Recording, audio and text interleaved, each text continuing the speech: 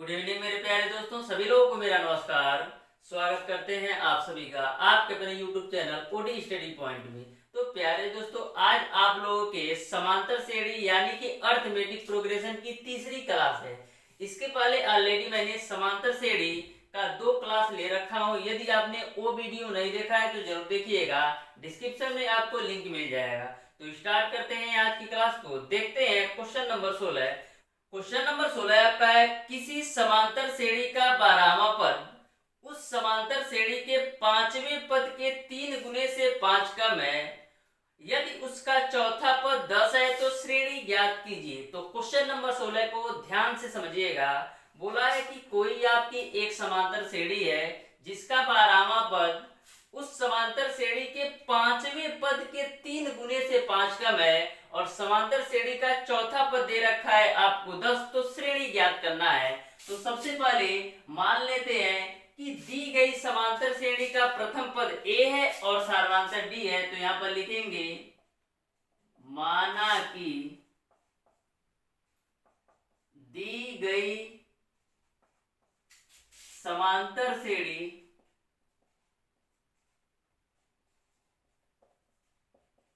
का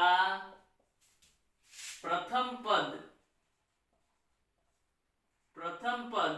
आपका ए है और जो सार्वधातुक है वो आपका डी है। मैंने मान लिया। अब देखिए, क्वेश्चन के अनुसार बोला जा रहा है कि जो 12वां पद है वह 5वें पद के 3 गुने से 5 कम है। तो यहां पर लिख लेंगे, प्रश्नानुसार 12वां पद यानी कि T12, 5वें पद यानी कि T5 के 3 गुने से 5 कम है। अब आपको T12 को आप क्या लिख सकते हैं? आप लिख सकते हैं A प्लस का 11D और T5 को क्या लिख सकते हैं? A प्लस का 4D, यहाँ पर 3 और माइनस का 5। यहां तक आपको पूरी बात क्लियर। 12वां पद 5वें पद के 3 गुने से 5 कम है, तो वैसा मैंने लिख दिया। अब देखिए, 12वां पद यानी a प्लस 11D, 5वां पद यानी a प्लस का 4D। अब इसको हल कर लीजिए तो a प्लस का 11D 3 से मल्टीप्लाई करेंगे तो मिलेगा आपको 3a प्लस का 12D माइनस 5। तो यहाँ पर देखिएगा, 3a में से a घटाएंगे तो 2a मिलेगा, 12D में से 11D घटाएंगे तो आपको D मिलेगा, अब माइनस का 5 मिलेगा बराबर 0। तो इसको हम लिख सकते हैं 2a प्लस का D बराबर 5। इसको हम मान लीजिए समीकरण नंबर 1। फिर आगे क्वेश्चन में बोला गया है कि श्रेणी का चौथा पद आपका 10 है। तो श्रेणी का चौथा पद 10 है, तो यहाँ पर लिखेंगे पुनः चौथा पद 10 है यानी a प्लस 3D का मान आपको दे रखा है 10। इसको आप मान लीजिए समीकरण नंबर 2। आपको ज्ञात करना है श्रेणी, यानी कि आपको a और d का मान पता होना चाहिए। तो समीकरण 1 और 2 को हल करके आप a और d का मान निकाल सकते हैं। तो देखिएगा, हल करने के लिए समीकरण 2 में तो लिखेंगे, समीकरण 2 में 2 से गुणा कर देते हैं। तो 2 से गुणा करेंगे क्या होगा, 2a प्लस का 6d बराबर आपका हो जाएगा 20। इसको हम मान लीजिए समीकरण नंबर 3।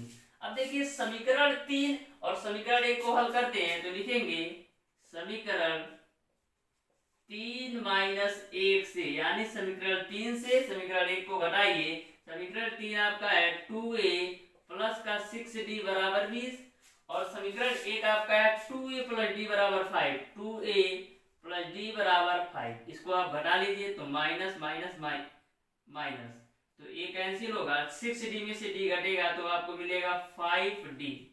20 में से 5 घटेगा तो आपको मिलेगा 15। 5 से कैंसिल करिए तो 5 तिया, यानी कि d की जो वैल्यू मिल गई वो आपको 3 मिल गया। d का मान आपने निकाल लिया 3। अब d का मान चाहे समीकरण 1 या 2 या 3 किसी समीकरण में रख करके आप a का मान निकाल सकते हैं। तो लिखेंगे d का मान समीकरण 1 में, तो d का मान समीकरण 1 में रखिए तो है 2a प्लस का d का मान 3 है बराबर 5। तो यहाँ पर 2a बराबर 2 हो जाएगा तो a की वैल्यू आपको मिल जाएगी 1। आपने प्रथम पद a का मान 1 निकाला और सार्वधातुक d का मान 3 निकाला। अब आप श्रेणी ज्ञात कर सकते हैं तो लिखेंगे अतः समांतर श्रेणी, समांतर श्रेणी।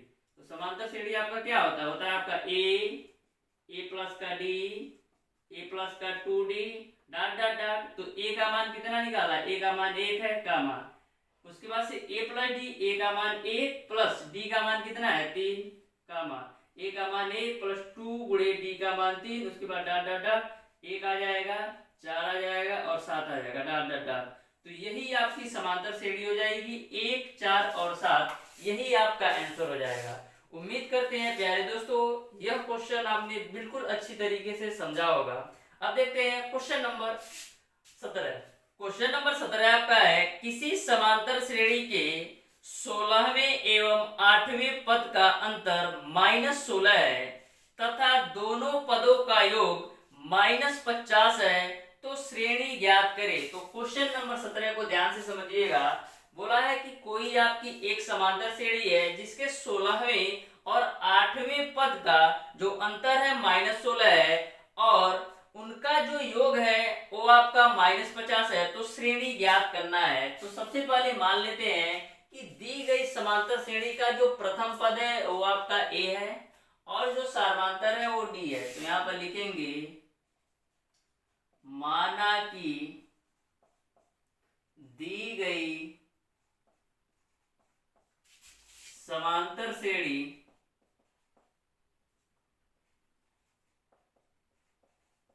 का प्रथम पद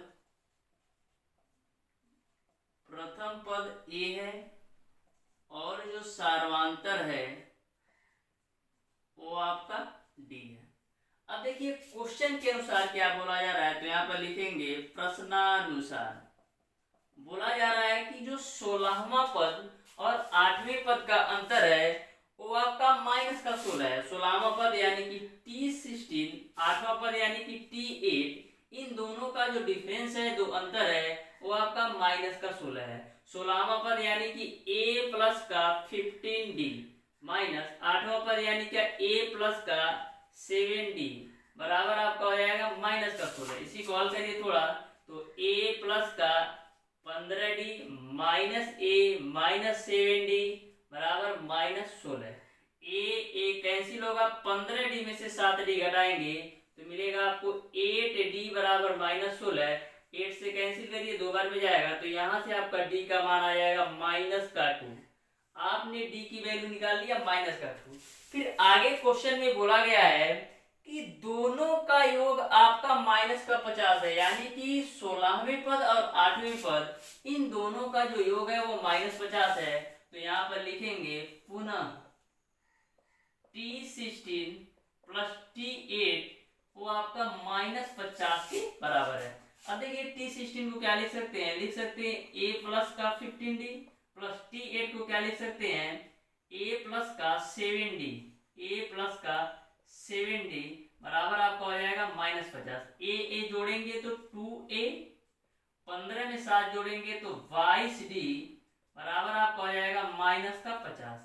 अब देखिएगा आपको 2a हो जाएगा प्लस यहाँ पर d का मान रख दीजिए, तो 22 और d का मान आपने निकाला -2 बराबर आपका हो जाएगा -50। तो 2a बराबर आपको मिलेगा, 2a बराबर मिलेगा -6। तो a की वैल्यू आपको मिल जाएगा -3, a की वैल्यू आपको मिल जाएगा -3। ओके, आपने a और d दोनों का मान निकाल लिया, तो लिखेंगे अतः समांतर श्रेणी। तो समांतर श्रेणी क्या होता है आपका? आपका होता है a plus D, a plus 2d, इसी तरह से चलता जाता है। तो a का मान कितना है? -3, a प्लस डी यानी -3 प्लस d का मान आपने निकाला है -2, तो यहाँ -2 हो जाएगा। फिर उसके बाद से -3 प्लस 2 गुणे -2, तो इसको आप हल करेंगे तो -3 कामा -5 कामा -7 डॉट डॉट डॉट, यही आपकी समांतर श्रेणी हो जाएगी, यही आपका आंसर हो जाएगा। यह अभी क्वेश्चन नंबर 16 की तरह ही था। इस क्वेश्चन को भी क्वेश्चन नंबर 16 की तरह सॉल्व करना है। अब देखिएगा क्वेश्चन नंबर 18। क्वेश्चन नंबर 18 आपका है, किसी समांतर श्रेणी का पीवा पद q प्लस 1वें पद के बराबर है तो सिद्ध करें p माइनस क्यू बराबर 1 होगा। तो ध्यान से समझिएगा क्वेश्चन नंबर 18 को। इस क्वेश्चन में आपको प्रथम पद और सार्वधातुक नहीं दे रखा है, तो सबसे पहले आपको मानना होगा कि माना कि दी गई समांतर श्रेणी का प्रथम पद a है और सार्वधातुक d है। तो सॉल्व करते हैं, तो लिखेंगे माना कि दी गई समांतर श्रेणी का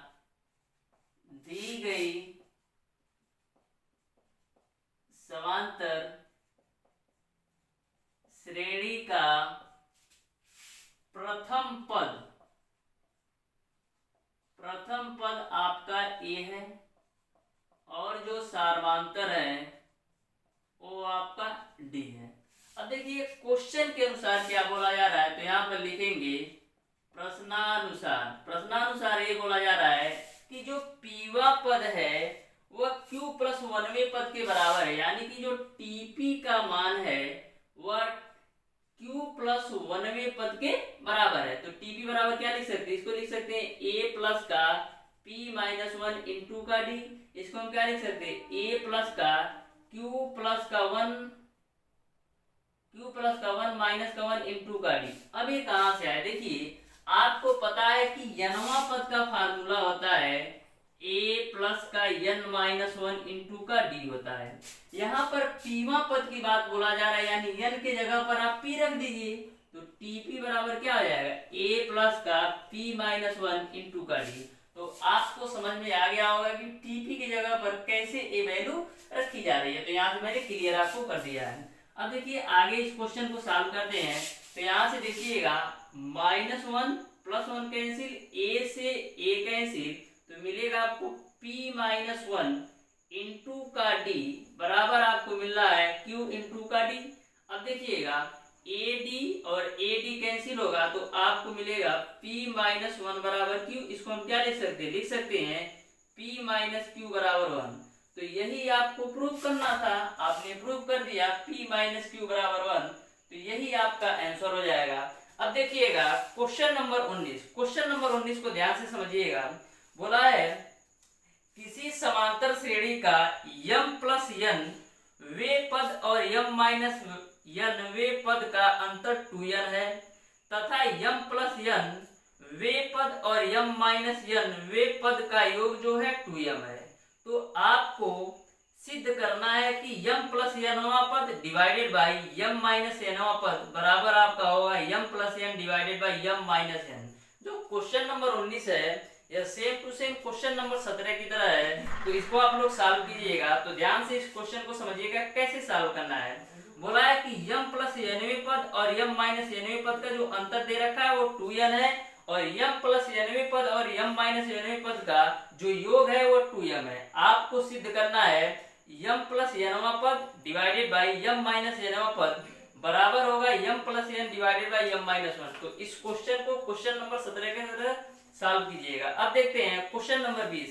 क्वेश्चन नंबर 20 आपका है यदि समांतर श्रेणी का पीवा पद q और क्यूवा पद p हो तो सिद्ध करें t p प्लस क्यूवा पद 0 होगा। तो ध्यान से क्वेश्चन नंबर 20 को समझिएगा। बोला है कि कोई आपकी एक समांतर श्रेणी है जिसका पीवा पद q है और क्यूवा पद p है, तो आपको सिद्ध करना है कि t p प्लस क्यूवा पद जो है वो आपका 0 होगा। तो सबसे पहले मैंने मान लिया कि माना कि दी गई समांतर श्रेणी का जो प्रथम पद है वो आपका a है और सार्वधातुक d है। अब देखिए प्रश्नानुसार इस क्वेश्चन को सॉल्व करते हैं। तो लिखेंगे प्रश्नानुसार बोला है कि जो पीवा पद है वो q है, यानी कि जो टीपी का मान है वो q के बराबर है। तो टीपी की जगह हम क्या लिख सकते हैं, हम लिख सकते हैं a प्लस का p माइनस 1 इंटू का d बराबर q। इसको आप मान लीजिए समीकरण नंबर 1।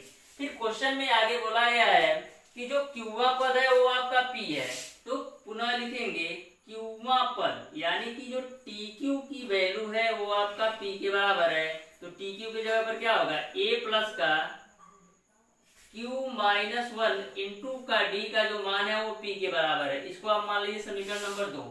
अब समीकरण 1 और 2 को हल करके आप ए और डी का वैल्यू निकालेंगे तब आपको टी पी प्लस क्यूआ पद का मान निकलेगा।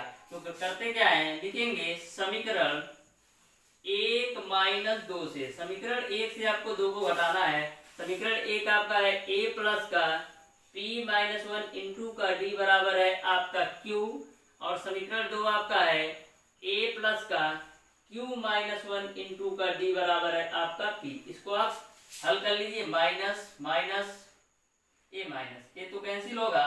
यहां से आपको क्या मिलेगा, यहां से आपको मिलेगा p-1, इसको यहाँ पर लिखते हैं तो देखिएगा क्या मिलेगा आपको मिलेगा p-1 इंटू का d माइनस q-1 इंटू का d, q-1 इंटू का d बराबर आपको मिल जाएगा q माइनस का p, q माइनस का p।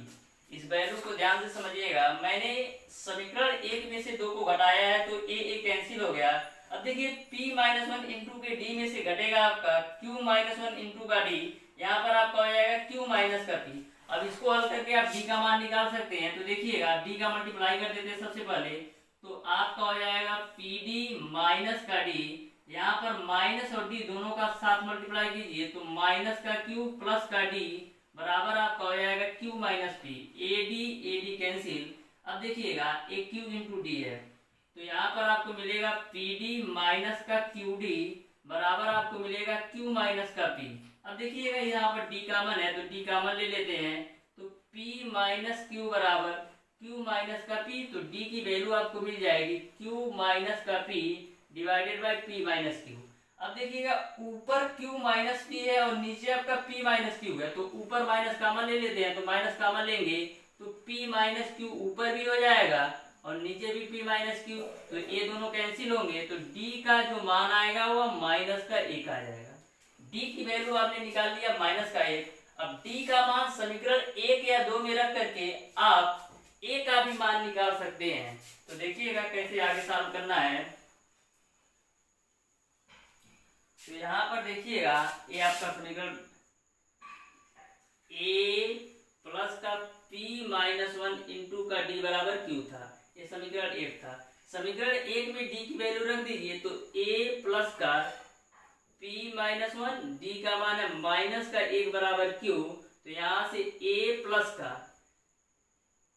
ये -1 का p में गुणा करेंगे तो a आपका हो जाएगा माइनस का p, माइनस और माइनस प्लस हो जाएगा, उसके बाद से 1 हो जाएगा बराबर आपका हो जाएगा q। तो यहाँ से आप a की वैल्यू निकाल सकते हैं p प्लस q माइनस का 1, तो a की वैल्यू आपने निकाल लिया p प्लस q माइनस का 1। देखिएगा इस वैल्यू को मैंने कैसे सॉल्व किया, a है -1 का p में गुणा करेंगे माइनस p, माइनस और माइनस प्लस होगा 1 हो जाएगा बराबर q। आपको चाहिए a का मान, तो सारी वैल्यू को मैंने उधर ले गया तो p प्लस q माइनस 1। आपने a और d दोनों का मान निकाल लिया है। आपको सिद्ध करना है कि p प्लस q पद जो है वो आपका 0 के बराबर है। तो ध्यान से समझिएगा कैसे आपको सिद्ध करना है।